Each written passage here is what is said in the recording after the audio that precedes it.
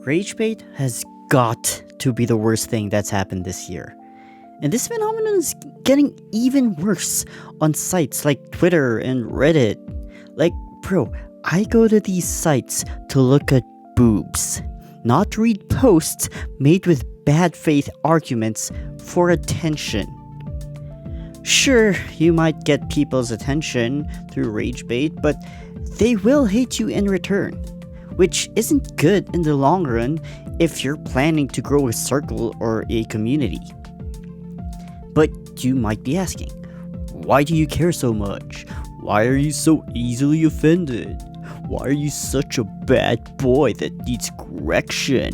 Why would I spank a naughty pig like you and scream out that it feels so good when I degrade you? Oh, you get the point. Using RageBait as an excuse for discussion often leads to bad faith arguments and biased reasoning.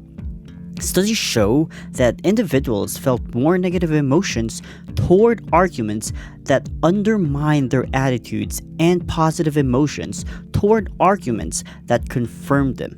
However, anger was nearly alone in fueling biased reaction to issue arguments.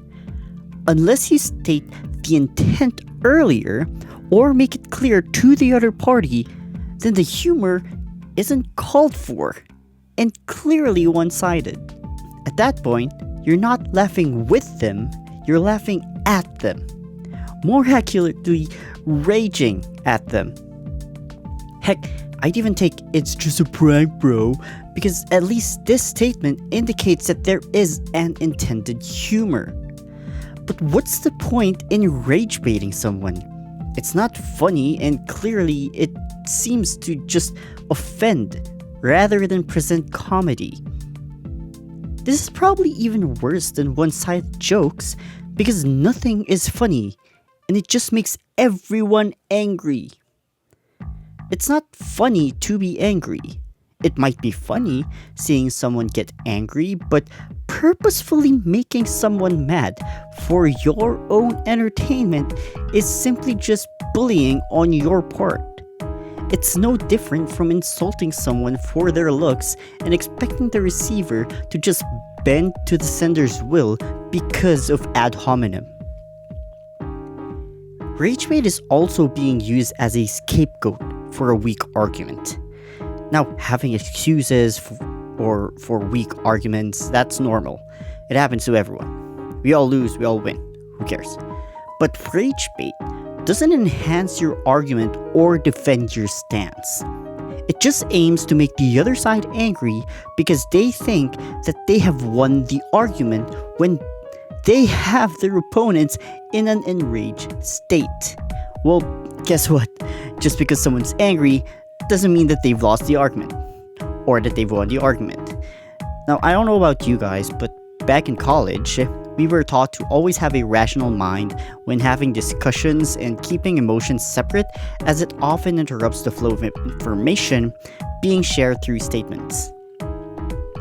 A study on meta-analysis of anger and persuasion showed that there is an interplay between emotional intensity and argument strength, such that argument strength plays an important role only at lower levels of anger.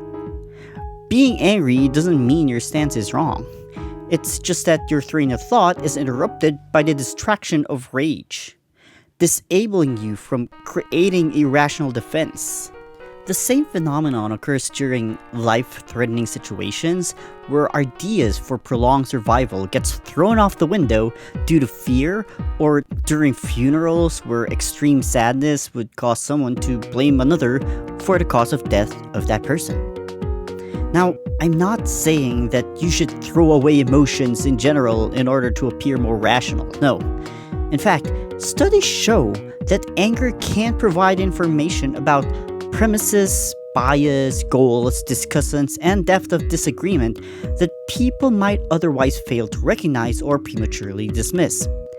It opens up more information to participants that would otherwise be kept hidden, leading to more information that would help structure the argument and define which statements are made from bias and which are theoretical in essence. What I'm trying to say out of that is that RAGEBAIT isn't a proper initial statement or response during a discussion, for it only promotes emotional breakouts instead of rational conversation. It is to be used for exposing bias to strengthen one's argument. So stop using RAGEBAIT as an excuse, because it is not beneficial for anyone in the long run. It only promotes negativity and creation of opposing factions instead of expanding deeper discussions that would in turn lead to more knowledge in certain topics. Anyway, I'm not back. I still draw MILFs with big boobs, so go follow me on Pixiv if you want to see those kinds of things. And if you want to keep the discussion going on in the comments, then please be respectful and please don't RAGEBAIT. Makes you look pathetic and stupid. Okay, I'm gonna fap the llama's boobs now. Happy No Nut November.